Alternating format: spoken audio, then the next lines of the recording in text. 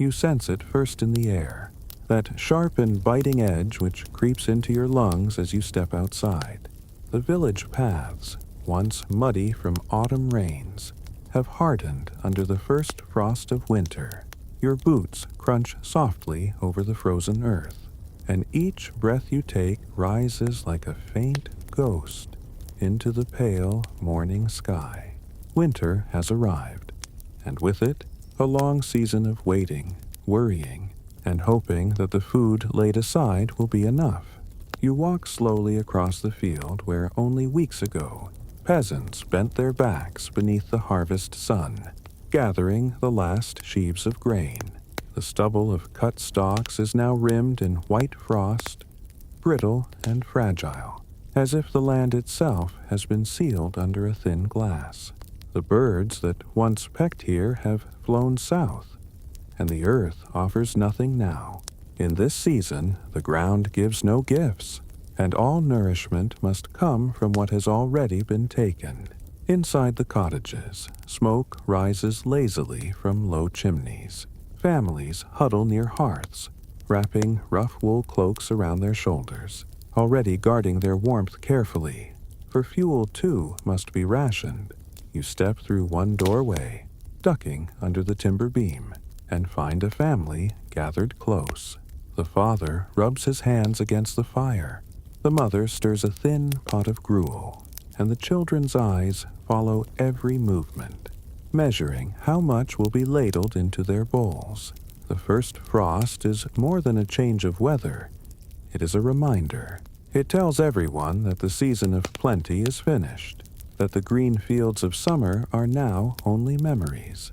Each family recalls years when the frost came too soon, and the harvest was too thin, when hunger gnawed at bellies before winter had even reached its height. This year, too, there are whispers in the village. Some fields yielded less, some grain spoiled during the rains, and so, already, the quiet worry begins to settle like another frost upon the hearts of the people. You feel it in the silence of the evening, when the sun slips quickly below the horizon and the world darkens early. The village grows still. Children are hushed to sleep with little more than crusts in their stomachs. Men and women speak in lowered tones about how long the sacks in the barns might last. A heavy quietness fills the rooms, broken only by the crackle of firewood. The frost also changes the rhythm of the day. Where once peasants worked in the fields until dusk, now their labor turns indoors. Women mend clothes by dim candlelight, patching old garments to last another season. Men repair tools, sharpen blades, and carve wooden handles, preparing for the spring they hope to see.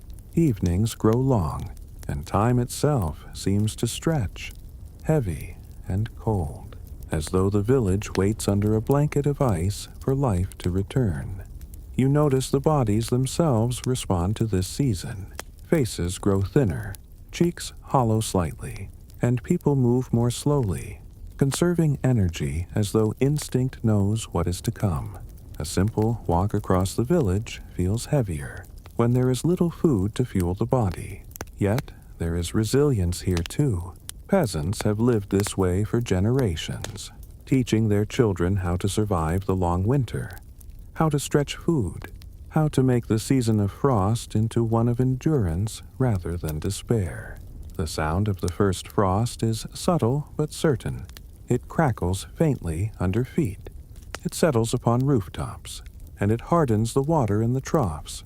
In the early morning, you can see a skin of ice forming upon the pond, fragile yet growing stronger with each cold night.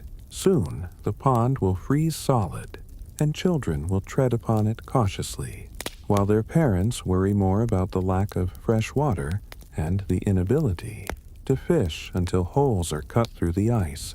As you lie down near the hearth at night, the cold presses closer to the walls of the cottage. You pull the rough blanket up to your chin and listen. The timbers creak in the chill. The wind whispers against the thatch, and in the pauses between, your own stomach murmurs faintly. The first frost has settled in not only around the village, but also within you. You know that the long journey through winter hunger has just begun. Still, there is a strange beauty in this beginning. The frost sparkles like silver dust at dawn. The air feels sharp and clean in your chest. The stars blaze more brightly in the clear, frozen sky than they did in the hazy warmth of summer. Nature, even as it closes its hand, leaves behind small wonders for you to notice, as if to remind you that endurance is not without its quiet rewards. As sleep drifts over you, the image of the frosted field lingers. You imagine the crunch of your boots upon frozen earth, the pale glow of smoke rising from thatched roofs, and the silent watch of the winter sky overhead. The frost has come, and with it, a season of hunger and waiting, but also a season where you, like those before you, will learn patience, resilience, and the rhythm of survival. And so you close your eyes, carrying the frost with you, as the village settles into its first true night of winter. You walk toward the barns at the edge of the village, those long timbered structures whose walls breathe the scent of straw, earth, and the faint sweetness of grain.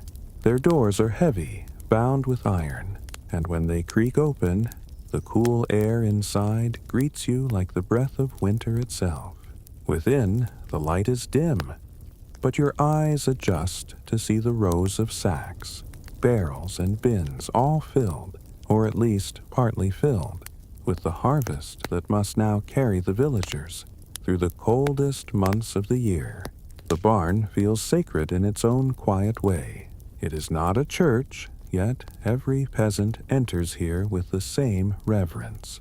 These stores are the difference between survival and starvation. You sense the tension in each step as people move among the sacks. Every kernel of grain has been counted, measured, and set aside with care. No handful may be wasted. No barrel may be carelessly left open to damp air or to rodents. The barns hold the fragile line between life and loss. You kneel down beside one sack, its rough weave scratching against your hand, and run your fingers across the surface. Inside are the golden grains of rye, dried and carefully threshed weeks ago. Next to it lies barley, darker in tone, less beloved but sturdy enough to make coarse bread. A few sacks contain oats, more often fed to animals but still a resource if desperation grows deep. Wheat is rarer here, too fine and too precious, often reserved for lords or monasteries. Still, a small measure has been set aside, perhaps to be mixed into dough, for feast days when something special must remind the people of better times. You notice how the peasants have arranged their stores with careful thought. The stronger sacks stand at the back, while weaker ones are stacked on wooden planks to keep them off the damp ground. In the shadows, simple traps and cats patrol, for mice and rats are constant enemies. A single rodent can ruin an entire measure of grain, and so the villagers wage their small, nightly battle against the unseen teeth that hunger just as much as humans do. The barn is not silent. As you stand within, you hear the muffled whispers of neighbors counting aloud, checking, worrying. Some debate whether the harvest will stretch until spring. Others recall winters when rot crept in, when damp, ruined sacks, when mold spread in the dark. You realize that these barns are not merely storage. They are living ledgers of survival. Each family knows how many mouths they must feed, how many days remain, how thin they can make their measures before weakness overtakes them. And so rationing begins here, not at the table, but at the barn door. Each morning, a small portion is carried away in baskets, sometimes by children, sometimes by weary mothers. The grain is weighed not on scales of iron, but by practiced hands that know how much will make a thin gruel, how much will bake into a flat loaf, and each time, the person carrying it out glances back at the sacks, as if silently asking them to last a little longer. You step outside for a moment and see frost on the barn's roof, glistening in the pale light of a low sun. The cold air reminds you why this ritual matters so deeply. Without careful storage, the grain would spoil. Without discipline, it would vanish too quickly. The barns are not merely places of plenty, they are places of constant discipline, and you sense that the entire rhythm of the village winter beats from within these walls. As evening falls, you return again to the barn. This time, the doors are barred from within, locked to keep out not only animals but also the temptation of hungry thieves. Desperation sometimes drives neighbors to acts they would never commit in warmer months. A loaf stolen in winter is not a small loss. It is a threat to survival itself, and so the barn becomes a guarded space, visited only with permission, its stores counted and recounted like coins in a chest. Yet, for all its sternness, there is comfort here too. The sight of the grain, however small, reassures the heart that the village has not entered winter empty-handed. Children peer in with wide eyes, marveling at the stacks as though they are treasures. They cannot fully grasp yet how fragile these treasures are, but they sense their parents' relief that something has been laid by. And on nights when the wind howls fiercely through the trees, the thought of those barns standing strong with food inside helps the village rest a little easier. As you lie again near the fire at day's end, the memory of the barn lingers in your mind. You picture the rows of sacks, the quiet discipline, the faint rustle of straw underfoot.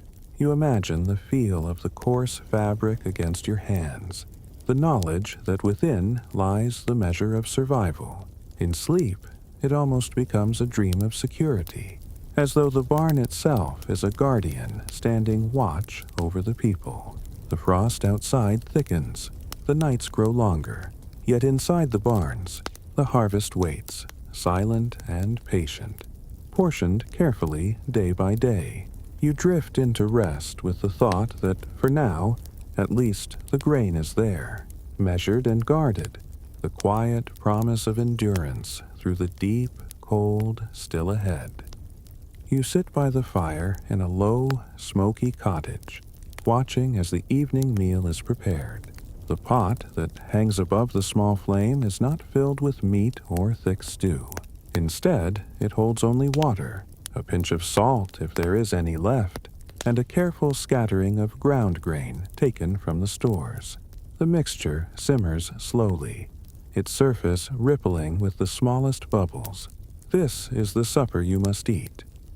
Thin gruel, stretched so that every belly in the family may feel at least a little warmth inside before sleep.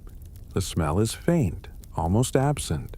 There is no rich scent of fat or herbs, only the plainness of boiled grain. Yet, to hungry stomachs, even this mild aroma becomes precious. You see the children leaning forward eagerly, their wide eyes fixed on the pot, as if staring long enough might make the gruel grow thicker. Their small fingers clutch wooden bowls, waiting for the moment when the mother will ladle out each portion. You notice how carefully she measures. Each bowl receives nearly the same, though not perfectly equal. The father, tired from his day, gets a slightly larger share, for his strength is needed to chop wood and mend fences even in winter. The children's bowls are smaller, yet each receives enough to quiet the ache of hunger. The mother keeps the thinnest share for herself, tasting only enough to keep her body moving. This quiet sacrifice is never spoken of, but you see it each night. When your turn comes, the gruel warms your hands as you cradle the bowl. The steam fogs lightly against your face, and for a moment, it feels comforting. You lift the wooden spoon and take a mouthful. The taste is plain, just water, grain and the faintest hint of salt. It fills your mouth but does not satisfy. It slides down your throat with ease, leaving warmth in its path but little weight in your stomach. And yet, as you continue to eat, you find yourself grateful because in this season, even plain gruel is a blessing. You look around and notice how silently the family eats. There is no chatter, no laughter, only the sound of spoons scraping gently against bowls. Everyone concentrates on the food, mindful that it must last until tomorrow. The fire crackles in the corner, throwing long shadows across the rough wooden walls, but the focus never leaves the bowls in hand. Each mouthful is slow, measured, savored more for its promise of survival than for any joy it brings. When the bowls are nearly empty, the last drops are scraped together. Children tilt their bowls, licking the sides, unwilling to waste even the thinnest trace. A single grain at the bottom is not forgotten, but plucked carefully and eaten. Waste is not allowed in winter, not when hunger is always close. Afterward, the mother fills the pot with water again, swishing it gently to loosen what remains, then drinks the thin wash herself.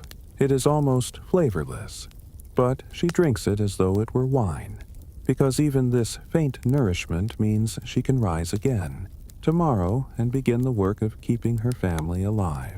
The hunger does not vanish after supper. Bellies still murmur faintly, still wish for more. Children sometimes cry softly as they lie down to sleep, the thin gruel unable to quiet the ache entirely. Parents hush them with soothing voices, telling them stories of spring fields, of bread warm from the oven, of honey and berries that will one day return. These stories are not only to entertain, but also to distract, to give the children's minds something sweet when their bodies cannot have it. You lie on your straw bed, feeling the same hollow echo in your own stomach. The warmth of the gruel lingers, but only faintly. The hunger is not gone. It never truly leaves during winter. It only rests for a while, dulled enough to let sleep come. And as you drift, you realize that this thin meal, repeated night after night, is what carries you forward. It is not abundance, but it is survival. The pattern continues through the days. Each evening, the pot hangs again, water-filled, a careful handful of grain sprinkled in. Sometimes, to stretch it further, wild greens dried from summer are crumbled into the pot. At other times, nothing is added but more water. Children sigh when the meal grows thinner, but they still hold out their bowls with quiet hope. The peasants know this rhythm well. Hunger, relief, hunger again. It is a song of survival that plays with every setting sun. There is a strange calm in this ritual. Though the meal is small, it brings the family together each night, gathered close to the fire, hands warmed by bowls, voices softened by fatigue. The hunger is shared, and so is the endurance. You sense that this togetherness is as important as the food itself. Without it, the winter would feel harsher, the hunger sharper. As you close your eyes that night, you imagine the gentle sound of spoons against bowls, the soft glow of firelight flickering on tired faces, the faint steam rising from the gruel. It is not abundance, it is not joy, but it is enough to carry you through another day. And in winter, enough is everything. You step outside into the cold morning air, your breath rising in small white clouds. The ground is hard beneath your feet, the frost sharp, the trees bare. Nothing in the fields offers food now, yet, hidden beneath the earth, tucked away in cellars and pits, lies a kind of treasure. Cabbages and roots, stored carefully before the snow arrived. You walk slowly toward one such cellar. Its entrance is low, dug partly into the earth, covered with wooden planks and straw to keep the worst of the cold away. The door creaks as it opens, and at once a wave of cool, damp air drifts out. You stoop down and step inside. The cellar is dim, the air heavy with the earthy scent of soil and stored vegetables. In the faint light, you see rows of cabbages, some large, some already shrinking with age. Their leaves are pale, their edges curled, but still they hold the promise of food. Alongside them lie carrots, turnips, and parsnips, humble roots buried in straw.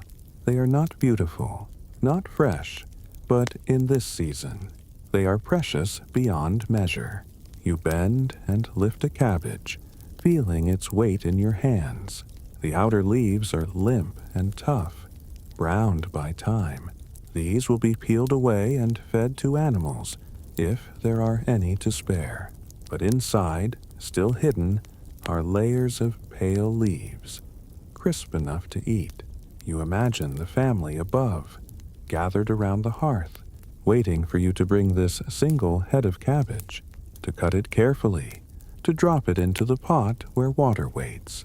The cellar is not a place of plenty, but of careful planning. Each cabbage must be chosen wisely. Take too many early in the season, and nothing will remain for later. Take too few, and hunger may sharpen beyond bearing. So, the peasants count, weigh, and decide, their choices made with slow patience, their hands steady even when their stomachs tremble. You notice how silence fills the cellar. No one speaks loudly here. Voices remain low, as if disturbing the stillness might somehow shorten the supply. Even the children, when they are sent down, tread softly, their eyes wide in the cool gloom. They know this is not a place for play. It is a vault, a sacred store, holding the thin line between survival and despair. You carry the cabbage upstairs and place it on a rough wooden table. A knife cuts slowly through the leaves, each layer separating with a faint crackle. The pieces are tossed into the pot of water, where they swirl and soften. The smell rises, simple, sharp, almost bitter. But it is food, and food is what matters. The family gathers as it cooks, their faces lifted toward the faint steam, their bodies warmed by the thought that soon something will fill their bowls. When the cabbage is eaten, it does not satisfy fully. It adds bulk. It quiets hunger for a while, but it does not bring joy. Yet, in the stillness of winter, even this is a gift. Children chew slowly, savoring the faint sweetness in the pale inner leaves. Parents take smaller bites, saving more for their young. And when the pot is scraped empty, all that remains is the faint smell of earth and the memory of green. Days pass, and the cellar becomes emptier. Cabbages shrink, roots soften, and mold sometimes creeps in. Each trip down the wooden steps feels more uncertain, each hand that reaches into the straw less confident. Will there be enough left to last another month, another week? Each discovery of a firm cabbage feels like a small victory, a moment of relief. Each discovery of rot feels like a quiet defeat. You think of the summer past, when fields were green and vegetables grew thick under the sun. Then the abundance seemed endless, baskets heavy, tables crowded. But now, in winter's depth, a single cabbage becomes as precious as gold. And you realize that peasants live always in this rhythm. The feast of harvest, the hunger of winter, the waiting for spring. At night, when you close your eyes, you can still see the cellar in your mind. Its cool, shadowed air surrounds you. Its earthen smell lingers in your nose. You see the rows of cabbages, lined like silent sentinels, guarding the days ahead. You feel the weight of one in your hands, heavy yet fragile, a symbol of survival in its plainest form. And as you drift into sleep, you carry with you the thought that even in the hardest season, even in hunger's shadow, the earth still offers something. A cabbage pulled from the dark can still bring warmth to a family's night, and hope to a long, frozen winter.